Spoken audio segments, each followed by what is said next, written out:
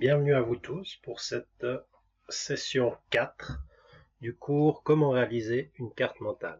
On va aborder le sujet Kesako. En fait, qu'est-ce que c'est une carte mentale? C'est la suite de la définition. On va approfondir un petit peu plus. La terminologie carte mentale, elle est directement traduite de l'anglais mind map. Donc mot à mot, mental et carte. On utilise également le terme carte heuristique, carte d'idées, carte cognitive pour évoquer cette méthodologie. En fait, la carte mentale nous permet d'organiser du contenu d'information, non plus de manière linéaire, mais sous la forme d'un diagramme constitué d'un noyau central, une thématique, d'où partent de multiples prolongements correspondant à d'autres niveaux d'information associés à ce thème central. Par exemple, on peut imaginer n'importe quel thème. Prenons un exemple concret. Si on prend par exemple les vacances comme thème central. Donc ça, c'est le mot vacances. Et du mot vacances, on va arriver à d'autres niveaux d'information. Par exemple, ça peut être des vacances d'été. Ou ça peut être des vacances d'hiver.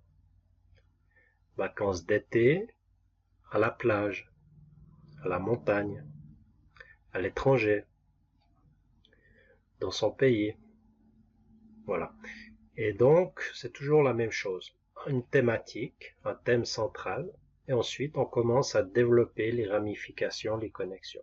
Ce schéma, il est supposé refléter le fonctionnement de la pensée, qui permet de représenter visuellement et de suivre le cheminement associatif de la pensée.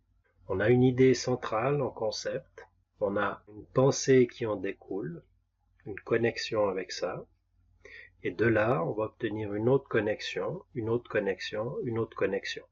Si on prend une idée pour représenter ça, si on prend par exemple le mot football, ce qui nous vient tout de suite en tête, c'est club. Le club, on peut partir par exemple sur Barcelone, Real Madrid, Paris Saint-Germain, Chelsea. De Paris Saint-Germain, on peut aller voir les équipes d'actifs.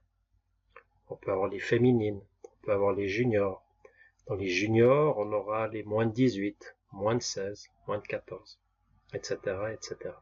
La personne qui a développé les cartes mentales, c'est Tony Buzan. C'est un psychologue britannique. Il a développé l'usage de ce concept depuis les années 70. Donc c'est pas une nouvelle technologie, mais c'est une technologie qui est toujours valide et très très efficace. Cette démarche permet de mobiliser toutes les fonctions du cerveau et donne la possibilité de libérer et développer des capacités d'association, de visualisation, de compréhension, de synthèse et de mémorisation. Donc si vous avez envie de développer votre capacité à penser, capacité à visualiser, mieux comprendre les choses, synthétiser plus efficacement et augmenter votre mémoire, les mind maps sont l'outil idéal pour vous. Voilà, donc on se retrouve tout soudain, c'est la fin de la partie Kesako, et on se retrouve tout soudain pour la session 5, application. Merci beaucoup, à tout bientôt.